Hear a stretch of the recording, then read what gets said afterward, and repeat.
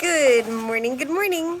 So we bought this feed at the mill for the chickens, and then we kind of left it in the bed of the truck. So we're going to try our hand at fermenting chicken feed.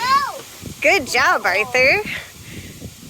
So I'm using the battered trash can to fill it up, because if it gets ruined with the water, it doesn't matter. It's already, kind of sad looking from the pigs. Oh, did I miss some? Well, you guys enjoy. Every time I put a new thing of feed in, I cover it up with water so it gets nice and soaked. But I now have some difficulty because the trash can is about halfway full, maybe a bit more, and we have a whole nother bag to do. That was just one bag. Now, it was already really wet. Normally you just want to fill it halfway because it'll expand as you do this. But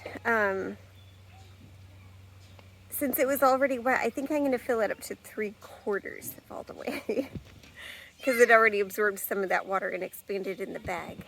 Oh, okay. So now we're just stirring it together. Arthur, watch your thumb, honey. I'm afraid. Yeah, there you go. Well, we're just mixing feed.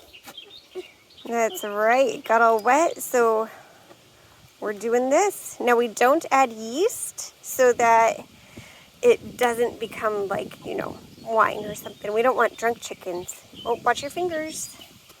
Okay, Abby, good job. That looks pretty good. Wait, not over here. Okay. Good job being thorough.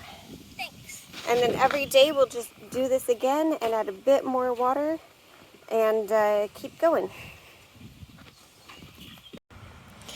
Now you want to make sure you don't add chlorinated water.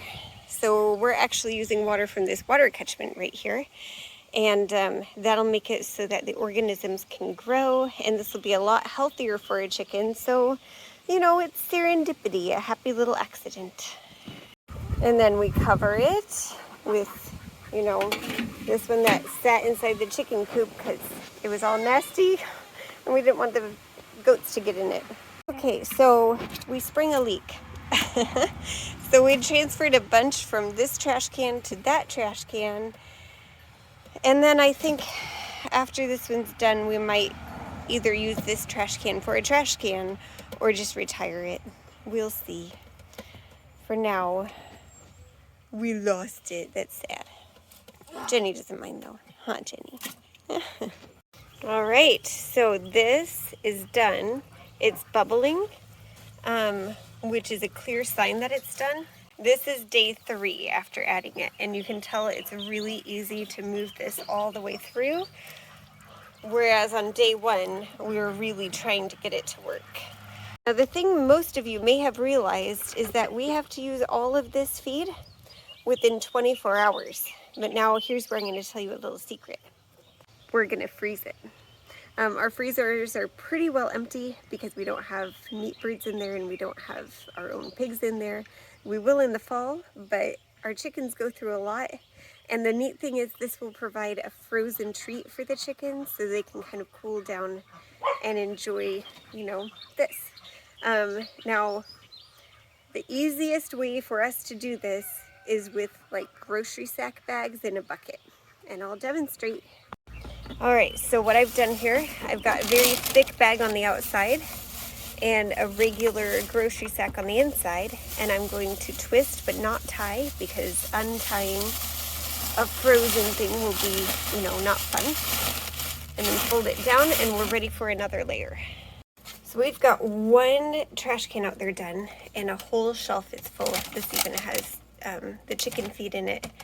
And then there's another shelf totally clear up here for it. The good thing is we're gonna be saving on electricity in here because the chicken feed is going to be helping it all stay cold. So that's good. The fuller your freezer, the easier it is to keep cool.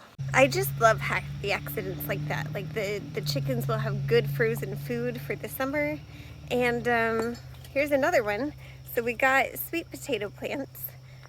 Starts, and I meant to plant them earlier today, but I forgot, and now it's evening. But it's perfect because it's supposed to rain all day tomorrow.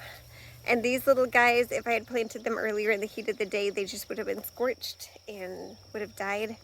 So now we have a chance to plant them in the cool of the evening. And, well, then it'll rain all day tomorrow and get them that really nice, deep watering that they'll need.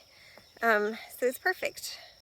Now these are these are potato plants, and they're growing quite nicely.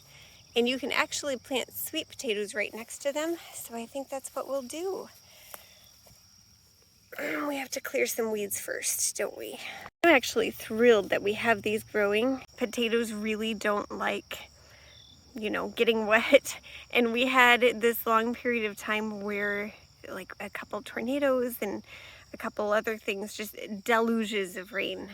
And we have potatoes still growing. They didn't rot, so that's excellent. We had planted actually 25, I think, potatoes.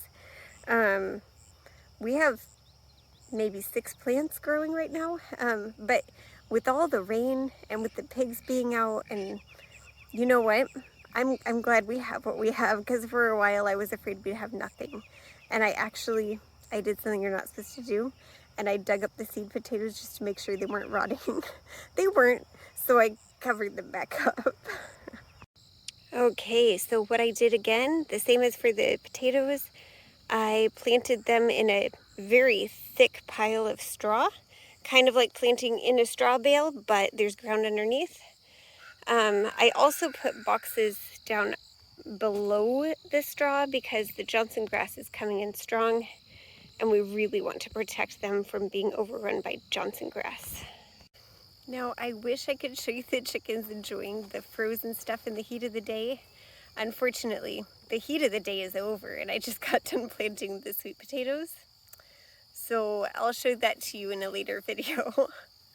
But thank you all for watching, and I hope you're excited to see what we're doing later.